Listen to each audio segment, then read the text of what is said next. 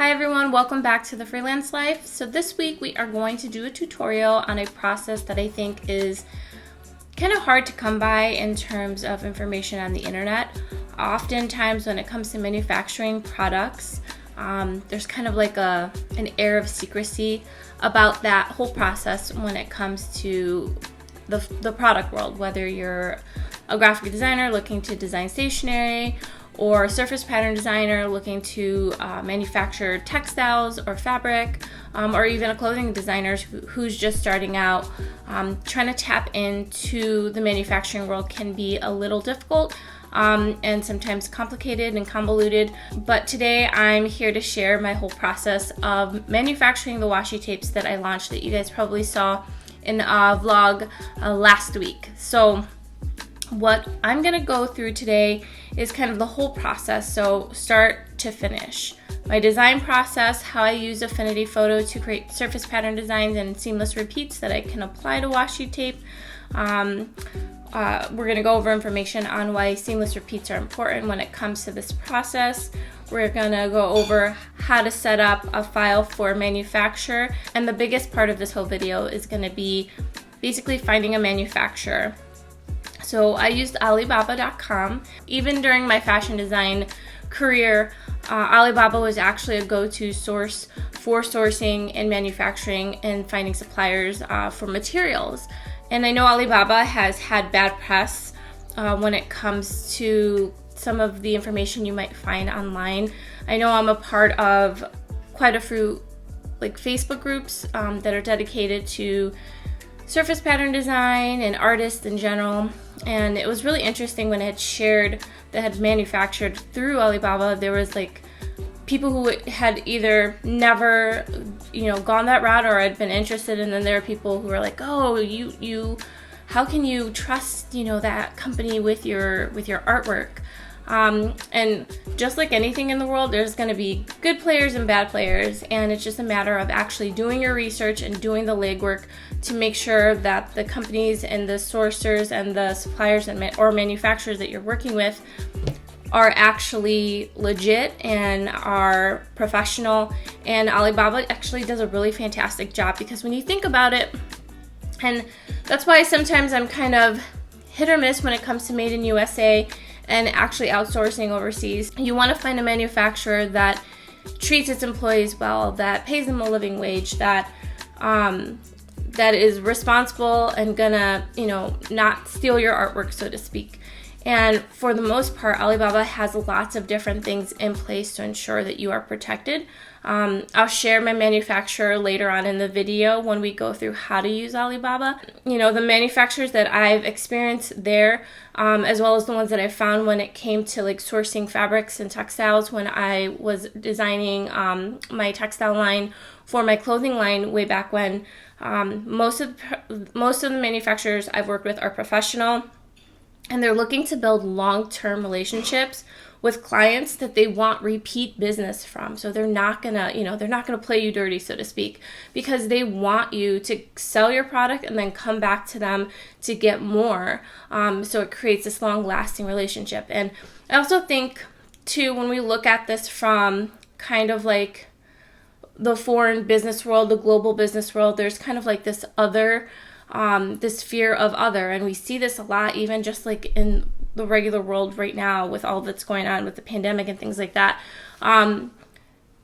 People are more likely to be more mistrusting of working with manufacturers overseas, but the reality is that these are companies that are looking to grow or that have already been established, and like I said, they're looking for clients that will work with them for the long run, so they're not gonna do anything that would necessarily hurt that relationship or break it before it has a chance to grow. So like I said, while there may be some bad players on places like Alibaba, I don't use AliExpress, so I'm not sure about that website, but I have a feeling that a lot of people confuse the two, and they're two different things. Alibaba has a protocol in place to protect you from those negative things, whether it be people taking your money and not giving you product, or people stealing your artwork and things like that. There is trade assurance, which I would highly suggest any supplier or any manufacturer that you work with, you make sure that you get your quotes and you get your final invoices and things like that through trade assurance, because it just adds a level of protection. And we'll talk about that more when we go through the whole Alibaba.com website and how to actually reach out and communicate with suppliers and manufacturers. And so I did a very small run. I did 100 pieces total, 50 of one design and 50 of another. And I ended up creating a floral set and a kind of like gemstone witchy set. So I shared these in my last vlog. They didn't come with labels, so I ended up making my own, which I was fine with because I have more control over the process of the branding and getting the file to be just right. So I ended up making those on my Cricut since I make stickers anyways. And I think they turned out really fantastic. The communication with the supplier was fabulous. They were very, very on top of replying to messages. They gave me updates throughout the process. They were true to their turnaround time that they told me. And basically, my experience is really great. If you hear otherwise, it could be people who don't know any better, or maybe they've just heard bad rumors and they didn't do the research for themselves to actually find out how the process works and how it's there to support creators. And actually, a lot of the suppliers and the manufacturers on Alibaba are low minimum order quantity, so they have very doable and feasible and approachable minimum order quantities, so you're not having to order thousands or tens of thousands. Some start as little as 50 pieces. So it's definitely a great resource for a budding designer, for someone who's just starting the whole product development, product design process, and I highly, highly suggest you check it out. So later in the video, we're going to go through how I do that, but first we're going to talk about my whole design process. So I've shared some of this before, you see it in my vlogs, but I do surface pattern design and I do illustration, and I like to take those concepts and apply it to product design. It's just something that I'm looking to build for my small business. It's part of my long-term plan is to have a product line that is consistent, that is profitable, and I found that taking my artwork rather than always, leasing it out or licensing it out, actually using that artwork to create my own product line is a lot more feasible than I realized. And so that's what I want to go through today. We're going to go over the design process. I'm going to show you guys some tips and tricks on how to use Affinity Photo to create a surface pattern repeat. Alright, so that is all I kind of wanted to give you up front. Let's start into the tutorial. We're going to look at the whole design process, and then we'll jump into working on Alibaba and some tips and tricks that I have to share with you when it comes to finding a supplier or finding a manufacturer. So before we begin the actual design process, I just wanted to show a quick example of what we will be working with. So what you see on screen right now is an example of one of the washi tapes that I got manufactured through a manufacturer that I worked with on Alibaba.com. I set up this file. It encompasses a seamless repeat pattern that I applied to the strip that is the size requirements that the manufacturer asked for. So the size of this is 5,512 pixels by 283 pixels. This is just an example of the final product. So what we're going to do now is we're going to set up first the file to create our repeating pattern, and then we're going to apply that pattern to a file that is the same parameters, same size as what you are seeing on screen now. So let's get started. To start with, I always make my repeat patterns bigger than I need them to be, because the higher quality they are, the higher quality they will be when I size them down, and it's always easier to size something down than it is to actually size it up. So we're going to start with just a 2" by 2" workboard to create the actual repeating element. I usually work a bit bigger than this, but because of the fact that washi tape is so small, I can get away with working a bit smaller. I want to change my color format from RGB to CMYK because this is going to be printed out, so we need to have it in CMYK for the printing machine. And then our color profile should just be the generic CMYK profile. And then I'm going to create a transparent background and then just hit OK.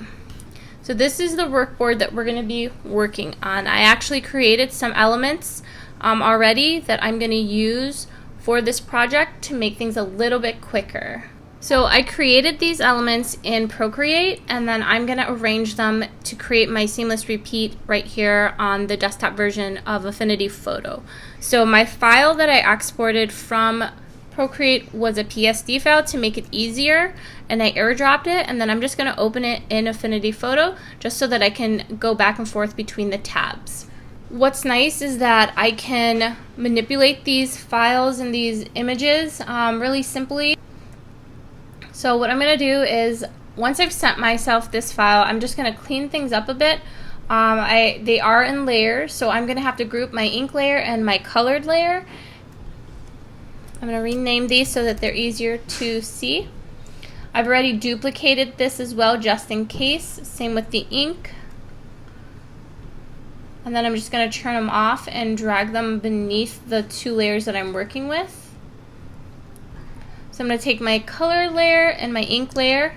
I'm going to select both of them on screen. I click on one, hold shift, and then click on the next one, and that will select both of them in the layers panel. And then I'm going to select control and click, and I'm going to group these together. And then I'm going to merge them. Together so that they create a flat image. Don't worry, because we've already copied and duplicated both of these elements already. So in case something happens, we can always revert back to the original. So let's merge visible. And now you'll see we have a new pixel layer created, and then beneath is the original group. So we can just turn all those older files off. And then what we're going to do is we're just going to work with this pixel layer here. So what I want to do is I'm going to take my lasso, my freehand selection tool, and I'm just going to select these images individually, and then I'm basically going to cut them, and then I'm going to paste them back in place just so that they're all separate elements. Once you've made your first selection, you'll see that the outline has created like these little marching ants. That's how you know everything is selected. And then we're going to go into edit, and we're going to select cut. It's going to remove everything off of your screen. That's fine. Then we're going to select edit, and we're going to hit paste. And what you'll notice is that it creates a new layer. And that new layer has just that element that you cut out of the image. So we're just going to rename this large peony. And we're going to go through and do the exact same process for each of the other ones. We're going to select the next element with our lasso tool. And if you found that you accidentally selected something from another layer, don't worry, you can just go to select, deselect, and you can start over. You just want to pay attention that you only get the colored portions from the element that you're trying to cut out and nothing else. And it doesn't have to be perfect, because what's nice is we've created this, I created this original file on a transparent background, so there is no background behind the actual colored portions. So now we're going to go up to edit, hit cut. And if you notice that nothing happens, it's because we are not on our original element, our original artboard with all of the different elements on it. So make sure you go back to that make sure you go back to that layer. I'm going to rename it original so it's easier to see and remember. So we're going to go back to our original layer, and then we're going to go to edit, and we're going to select cut, and then hit paste. And I'm going to repeat this process for the rest of the elements on this. And this is basically going to help prepare us so that we can actually place these elements within our artboard to create our tile for our repeat that we'll then be able to apply to our washi tape.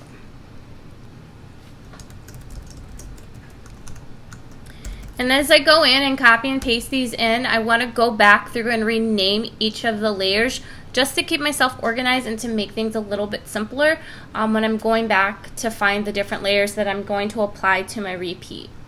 So now that we've saved this, we can go and basically copy and paste each element based on what we need. So I'm going to select first this large peony, and I'm going to copy this layer and make sure the layer is selected. Then I'm going to go into Edit, Copy, and then I'm going to go into my repeat tile, and we're going to start building the repeat. So the thing to keep in mind with this is that everything that we place to start building out the center cannot touch any of the edges. It can't touch the top edge, it can't touch the bottom, the left, or the right.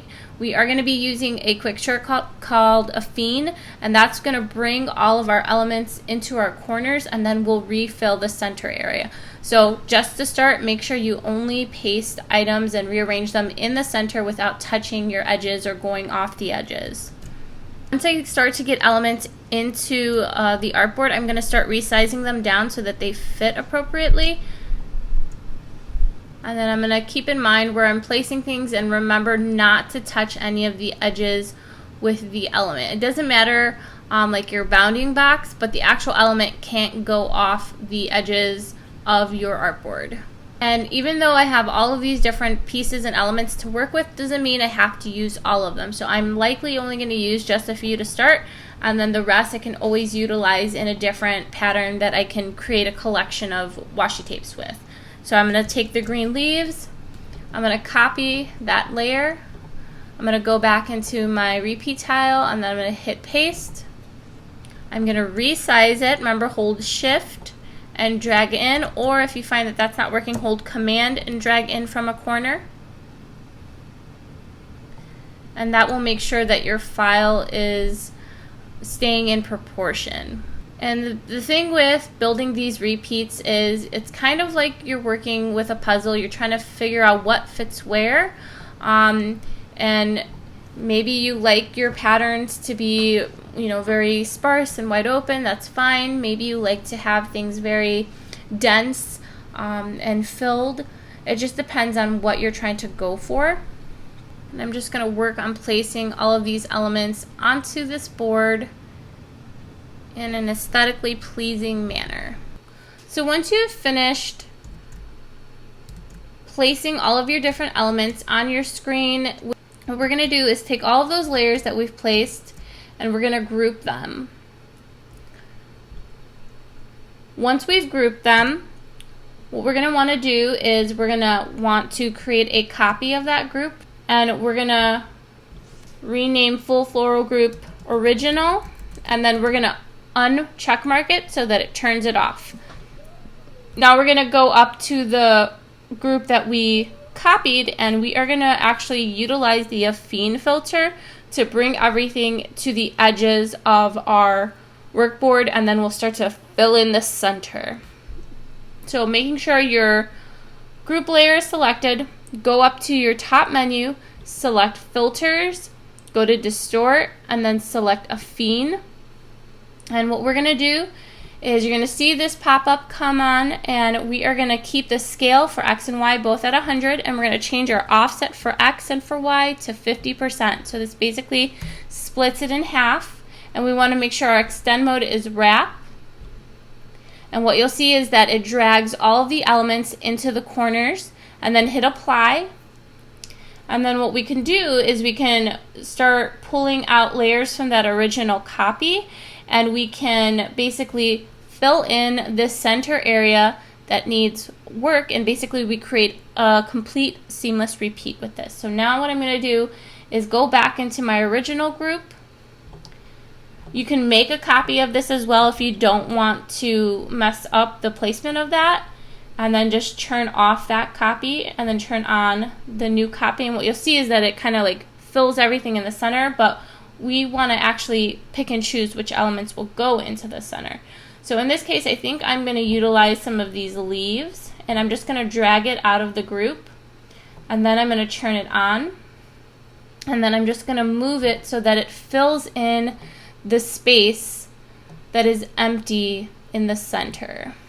And again, this is where like that concept of this kind of feels like you're building a puzzle, so you're just trying to fit everything together in a visually pleasing way. So I'm going to pull some of this greenery to the left and kind of like place it above these floral pieces. I don't think many more flowers will fit here, but I may actually pull out that red bud. And then I can rotate it so that it fits on the right hand side for me. And I can kind of like fit it into this little area. And again, making sure that nothing touches the edges with the pieces that you're placing into the center. Just fill in the center section. You can also transform your elements. You can right click them and select transform, and then you can rotate them left, right, or flip horizontally or vertically. I'm going to flip horizontal in this case. And then I'm just going to rotate just a tad bit.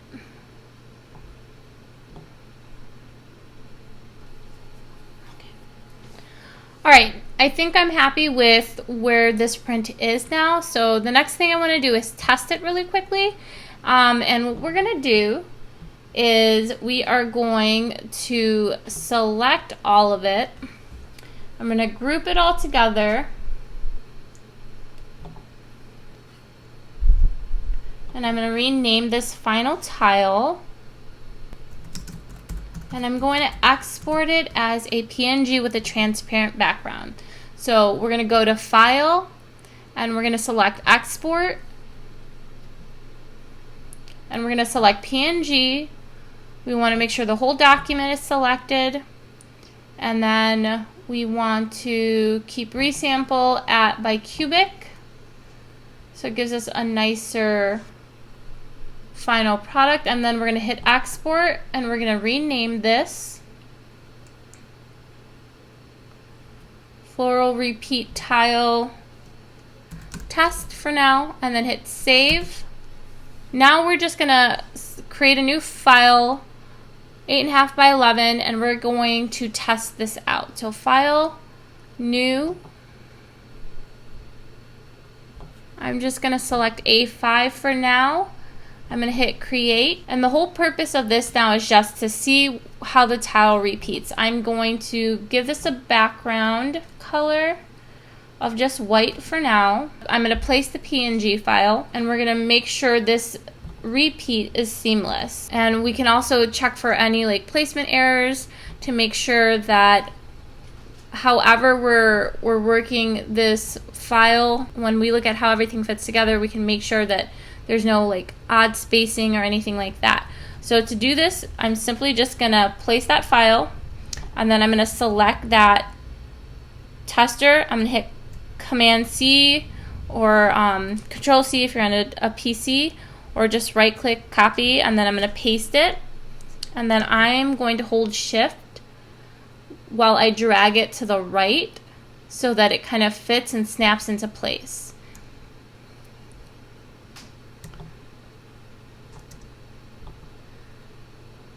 And you can kind of zoom in to make sure it snapped correctly.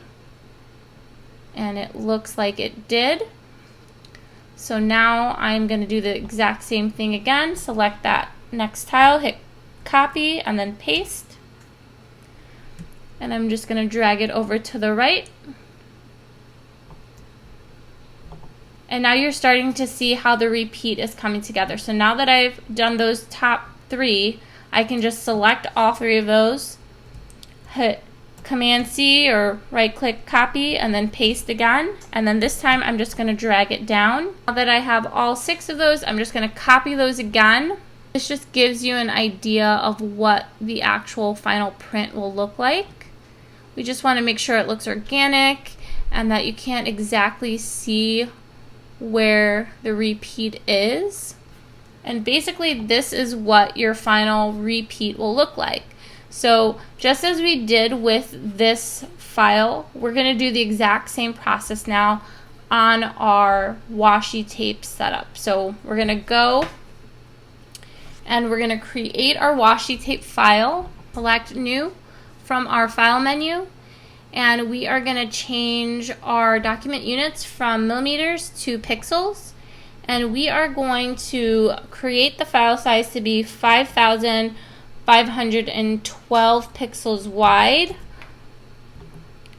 by 283 pixels tall. And then we're going to change our DPI to 400. And then what we want to do is change our color format from RGB to CMYK and color profile to generic CMYK, and keep a transparent background, and then hit create. And now we have our washi file sample set. So this is what we're going to be sending to our manufacturer, and now we can begin to place our repeat tile onto this. So keep in mind this is small, so we may need to resize down our repeat tile, and that's totally fine. That's why we made it larger. So we can just keep the fidelity high and make sure the file size and resolution is good enough for the printer. So the first thing I like to do is actually give my file a background color. Typically my repeats are going to go all the way to the edge of the actual tape. So I'm going to fill it up so that it hits the edge of the tape. And what's nice is that whatever is on top has to be on the bottom. So if you were just putting like random elements like shapes, for example, so we can just use the diamond tool for now. If we were to do that, whatever is at the top would have to be at the bottom. So basically you would be building your repeat in this file, but since we already created a file that is seamless, it's just going to make the work a bit easier. But say you did want to just do little elements on your washis, you can have it so that your element is centered, and you just have to make sure that nothing is touching the edges, because if it is touching the edges, whatever is on top has to be on the bottom. And same thing with this, you want to make sure whatever is on this edge is going to be exactly on that edge. So whatever's on the left edge should be exactly on the right edge. So if you wanted to start at your edges, you can do that and work your way in.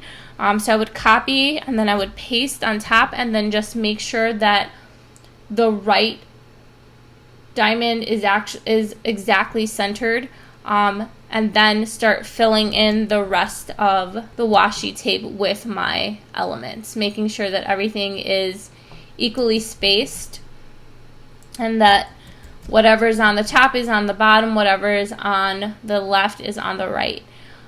So you could do something like this, or you can do like what we did and actually just fill the tape with a seamless repeat. So we don't even have to worry about placement, because the seamless repeat is going to fill the entirety of the canvas of the tape. So I'm just going to change this to white, and then I'm going to go into File and then scroll down to Place, and then I'm going to find that PNG file that I created with the floral design. So I'm going to select my PNG tile test, and then you just have to click anywhere on your board to place it. And like I said, keep in mind that this is going to be a lot bigger than your actual tape, so you may need to resize it. So to resize, I'm just going to hold Shift or Command, and I'm going to resize it so that it fits inside. If you don't want it to be exactly inside of the frame of the tape, and you just want your elements to be a bit larger, you can do that as well. You just want to make sure you align your squares exactly across your actual length of the washi tape. So now that I've placed it, I'm going to hit Command and I'm going to hit C to copy, or you can right click copy, and then I'm going to paste. And I'm just going to start dragging this along the washi tape, just like we did with our tester print. And I'm going to fill up the entirety of this. And then as you look, you just want to kind of gauge the placement of your tiles. Say for example, you want that red rose a little bit more centered. You can just basically use your up and down arrows after you've selected all the elements and bump it up. Alright, now that you're done, what you'll want to do is save your file as, and just name it. I usually put my company name, and then I name it something specific to the print. And then if I have a certain number of washi designs that I'm doing, I'll number them as well. So this would be print 1 of 2. And then I'll save the file. And since we're working in Affinity Photo, most manufacturers are likely to be working in Photoshop. So what we'll also have to do, and this is basically our working file that we can always go back to and edit, but we'll also probably want to send a PSD file and an export of a JPEG. So first though, we want to export it as a PSD. So we'll go up to File, we're going to select Export, and then we're going to select PSD, and then again by cubic, so it's a higher quality, and then we are going to select Export. We're going to send this PSD file along with your PDF and your JPEG. So just depending on what the requirements are of the manufacturer you're working with, you want to make sure that you save the appropriate type of file. And then we're going to export it as a JPEG as well. So this is what the file will look like as a JPEG. And then what I like to do is actually create a note page with the actual details of the print and the actual colors of my background. So in this case, I'm using a full white background, but in the past, when I have specific colors that I'm working with, I like to give them the Pantone codes. Now that we've designed our washi tape, we've prepped our files, what I want to walk you through is the process of looking for manufacturers on Alibaba.com. So before we get into the nitty-gritty, you should set up an Alibaba.com account if you plan on working through this process. Make sure you fill out your profile. Suppliers are more likely to respond to people who have filled out profiles because they know that it's a legit person, legit company reaching out to them. The first thing I want to talk about is just the fact that the reality is whenever you're dealing with wholesale suppliers or manufacturers, there's always going to be a bit of risk. But in order to weed out the good from the bad, you have to do a bit of digging, and I think that's what makes Alibaba such a great resource, is that it's really well organized and you're able to search by categories.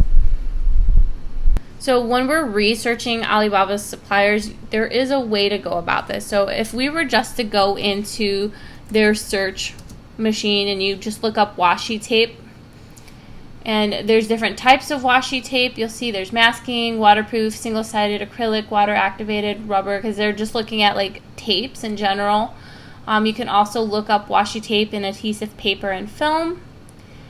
And mind you, you're going to get a ton of different suppliers. I was really lucky in the sense that another designer that I connected with on different social media platforms was willing to share their supplier that they worked with through Alibaba.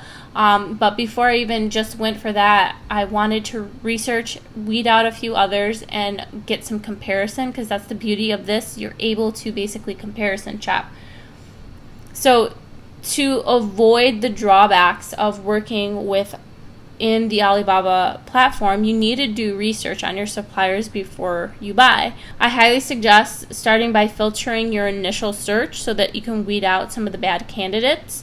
And you want to make use of all of the different available filters to narrow down your supply search. So typically they're going to give you by best match, but you can also sort by other things. So you can sort by transaction level, response rate. You can also change the different filters that you have. You can choose to only look at manufacturers or suppliers in the US. You can pick specific areas. It just depends on what you're looking for. And you can select a minimum order that's less than a certain amount. And you can look at items that are ready to ship or paid samples.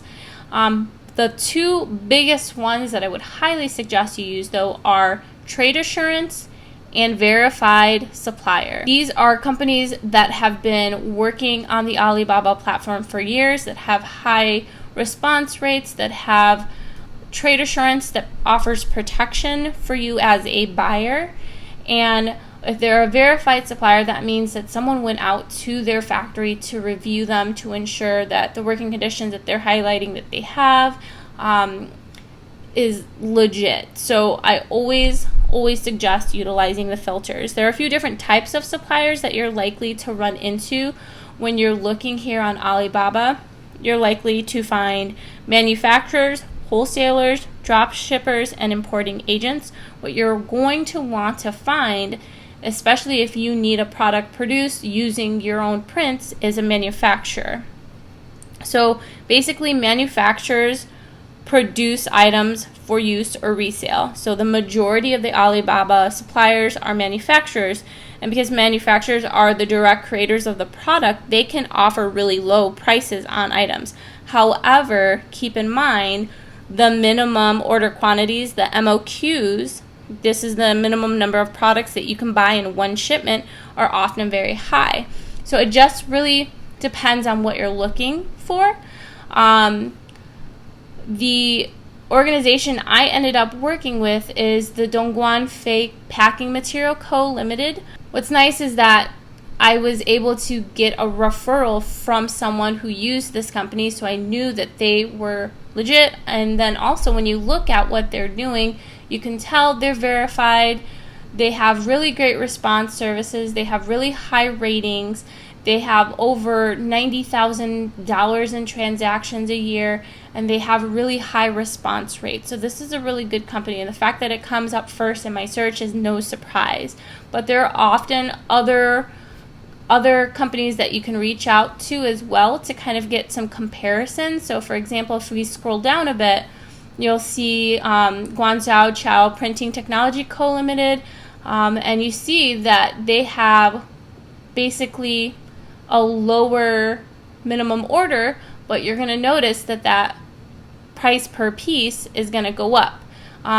Whereas if we look at the company I use, Dongguan, they have a higher minimum order, but their price per piece is a little bit less expensive. And to be honest, I'm not looking for the lowest price per piece. I know some people do that. I don't necessarily do that, because when companies are cutting costs in one ways, they're cutting corners in others. So I want to make sure that I'm working with a manufacturer that I know they're taking care of their people. They're, they may not be the most expensive, but they're also not the cheapest. And that just, when you look at the ratings and reviews, you can tell that they're a good company to work with. So that's the most important part, is doing your research, reading the response rate, reading the actual reviews, because actual buyers can write reviews and rate them based on stars. And that's what I like, the fact that other people can tell you what the service was like. And that's what's really important with this. A lot of retailers find that manufacturers can be unreachable in terms of product sourcing. And keep in mind, though, some smaller manufacturers will work direct with retailers. It just never hurts to ask. So that's why I think Alibaba opens up a lot of opportunity for smaller brands, smaller designers, smaller creatives who are looking to launch products without having to have some big name attached to it. And Alibaba opens the line of communication between those manufacturers and the potential buyers and designers that would be working with them. So now let's look at this a little bit more in depth. Before you even contact them, you just kind of want to go through their overall profile just to get a better idea of what they do. What's really nice is that they offer things like videos, and they offer details on how people are working and what they're doing. And they kind of give you a behind the scenes view of what the offices and the factories look like, just so you can gauge, what's going on in this specific location. They often give you information on lead times and estimated number of days, so you can negotiate it down. Their typical turnaround for this specific company is 14 to 15 days, so a 2-week turnaround time. And they kind of give you details on how they do everything. Like they shrink wrap each roll. They tell you the place of origin, the model type, what kind of service they offer. So they kind of give you an overview of the product details, the different verified information in terms of revenue and the different markets that they've worked with. They have photos and things that you can see in the factory to give you a better idea of whether or not this is a well-run factory taking care of its people. That's what I like about this. As much as like I said before, Alibaba sometimes gets a bad name, but I think they've really upped the ante in terms of ensuring protections for both the suppliers and the buyers. You can look at the company profile, you can see the recent transactions, and then you can also see the buyer reviews.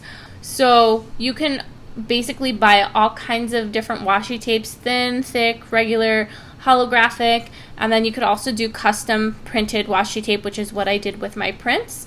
You want to make sure that you touch base with the supplier to get more information on things like virus protection and what they're doing, and how you also want to look at how long they've been in business on the platform. So this particular one has been on Alibaba for 2 years. They have a 4.9 star review.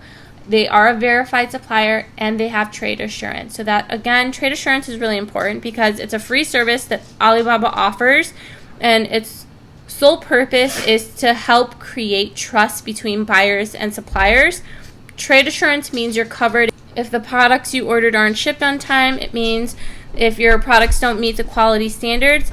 And if either of these things happen to you, Alibaba will pay for the goods and you'll get a full refund. So using trade assurance is a fantastic way to avoid scams. And the top businesses that are on Alibaba are going to offer your payment terms and everything through trade assurance. And then I always suggest you also select that they're a verified supplier. The next thing to be on the lookout is gold suppliers. So gold is basically a premium membership for suppliers on Alibaba. Suppliers who pay this fee are basically provided with comprehensive ways to promote their products, which in turn maximizes product exposure and increases their ROI. And because gold suppliers have to pay such a large amount every year, I think it's like $10,000, it basically weeds out scammers who are only after your money. And what company is going to pay all that just to offer poor customer service or not send product out? You can also look for assessed suppliers too. So when we're looking at assessed suppliers they all have basically been inspected on site by a third-party inspection company, and they offer all of the information for Alibaba's factory audits, including things like assessment reports, verified videos like what I showed you in the company profile. And they also include things like verified main products. So after you've kind of weeded through all the various suppliers and manufacturers, you can then start the next hard part of the whole process, which is basically reaching out to your shortlist.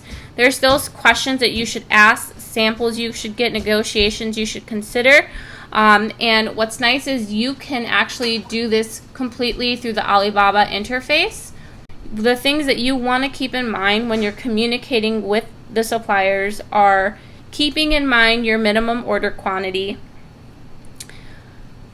confirming their price per piece, and that needs to relate to the type of end product. So if you're getting a custom print, make sure you mention that.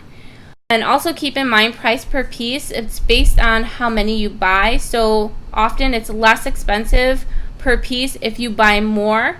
But of course, if you're just starting out, a lower quantity is usually best to start with. So I started reaching out to Sophie back in May, and she was really quick in responding to me. I just kind of highlighted I'm interested in working with a supplier to create some custom printed washi tape. I just wanted to get an estimate on what turnaround times, especially because it was, everything going on with COVID. I wasn't sure what the factory was doing in terms of production and shipping. I also asked if they had specific spec requirements in terms of the print file so that I could set my file up properly. And what's really nice is that she actually gave me the specific CMYK settings that I needed, how big it should be, what my actual bleed needed to be, and she sent over a PSD file. So once we went through that back and forth, I was okay with that. I wanted to make sure I can get payment set up. She went through the trade assurance order on Alibaba, and like I said, that helps to ensure that the supplier and the buyer are protected. And once I was able to do that, I could send over payment, and then I can send over the designs.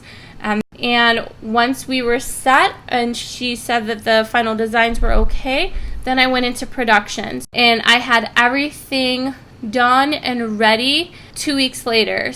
So I hope you guys enjoyed this video. I hope you found it informative. I know how hard it can be to find resources when it comes to actually, designing and producing product and working with manufacturers. So I hope this gave you a little bit more of an insider's view on that whole process, what I went through. It's a lot less scary and a lot easier than people actually think. And I hope you take the leap if you are going to design something and you're looking to create something like washi tapes or notepads or anything like that. There's tons and tons and tons, like I want to say 400,000 plus manufacturers and suppliers that you can find on this website. Good luck. I hope you find some time to create with me today. I hope this video inspires you to pursue something new and different, and I will see you in the next one. Bye.